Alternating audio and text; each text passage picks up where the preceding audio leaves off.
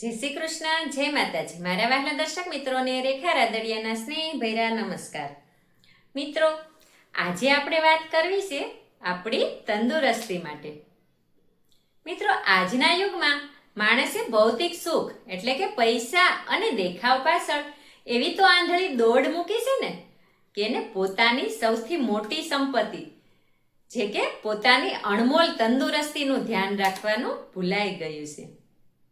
હવે તો ખાવા પીવાના કોઈ નિયમ નથી, ઊંઘવાનો કે ઉઠવાનો પણ કોઈ સમય નથી, કસરત કે પ્રકૃતિનો સંપર્ક નથી. મન અને શરીર બંને પર ભાર વધી રહ્યા છે.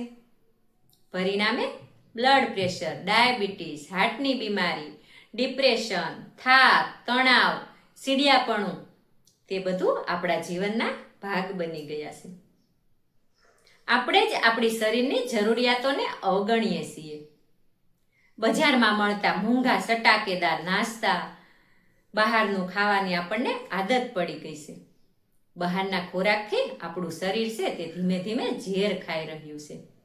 એની અસર આપણા વિચારો, વર્તન અને સ્વભાવ પર પડવા લાગી છે. આપણે પ્રકૃતિની સાદગી છોડીને કૃત્રિમ જીવનશૈલી અપનાવીએ છીએ. સવારે ઉઠીને ચાલવાનું, સૂર્યપ્રકાશ લેવો, શુદ્ધ ખોરાક ખાવો, મનને શાંત રાખવું, પ્રાણાયામ, ધ્યાન કરવું, આ બધું સરળ છે, પણ આપણે અવગણીએ છીએ. તંદુરસ્તી આપણા પોતાના હાથમાં છે. આપણું શરીર જ આપણો મિત્ર છે, આપણો સાથીદાર છે. એને પ્રેમ આપવો, એને સંભાળવું, એને સાચવવું એ આપણી જવાબદારી છે. પૈસા કમાઈને પણ જો તંદુરસ્તી ગુમાવી દીધી ને તો એ જ પૈસા હોસ્પિટલમાં જ ખર્ચાઈ જશે.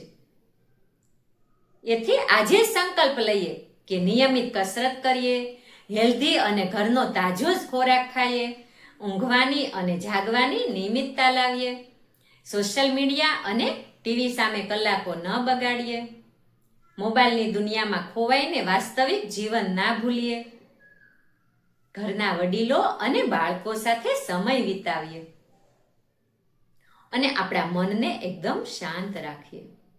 મન શાંત કરવા માટે પ્રાર્થના, ધ્યાન કે યોગ કરીએ.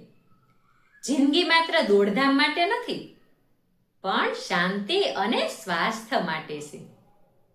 યાદ રાખો, તંદુરસ્તી વિના કોઈ સફળતા મળતી નથી. શરીર, મન, આત્મા ત્રણેયનું સંતુલન જ સાચી સમૃદ્ધિ છે. મિત્રો, આ વિડીયો તમને એક જ વાત કહેવા માટે છે કે તંદુરસ્તી તમારી પોતાની છે. બીજું કોઈ એને સાચવી નહીં શકે. તમે આજે જ નક્કી કરો કે બહારનું જંક ફૂડ નહીં ખાઈએ, નશીલા પદાર્થોને છોડી દેશું, કસરત, યોગ, ધ્યાન, પ્રાણાયામ રોજે કરીશું, તાજી હવા લેશું, સૂર્યપ્રકાશનો આનંદ લેશું, કુદરતી ખોરાક ખાશું, પ્રકૃતિ સાથે જોડાયેલા રહેશું. જો તમે તમારા જીવનશૈલીમાં બદલાવ નહીં લાવો ને તો આવનારા સમયમાં મોટી બીમારીઓ, મોંઘા ઈલાજ અને જીવનભર દવાઓ તમારી રાહ જોઈ રહી છે. પણ જો આજે જ તમે નિર્ણય કરશો ને તો તમારું ભવિષ્ય તેજસ્વી, સ્વસ્થ અને આનંદમય બની શકે છે. તો ચાલો આજે જ આપણે સૌ સાથે મળીને એક સંકલ્પ કરીએ કે ભૌતિક સુખના ચક્કરમાં આપણી તંદુરસ્તી નહીં બગડવા દઈએ, પણ એને સાચવીશું, એને સંભાળીશું. કારણ કે સાચી સફળતા એટલે સ્વસ્થ શરીર અને આપણું શાંત મન. તંદુરસ્તી એ આપણી પ્રથમ સંપત્તિ છે અને એ આપણા હાથમાં છે. હું રેખા રાદડિયા આ બદલાતી દુનિયા જોઈને ઘણું દુઃખ અનુભવું છું. જો તમને મારી વાત સારી લાગતી હોય તો લાઈક, કમેન્ટ કરજો. ભગવાન બધાને સુખી રાખે, નિરોગી રાખે તેવી પ્રાર્થના કરીએ. જય શ્રી કૃષ્ણ, જય માતાજી. મારા વિડીયો સાંભળવા ગમતા હોય તો મારી ચેનલને સબસ્ક્રાઈબ કરી લેજો. ધન્યવાદ.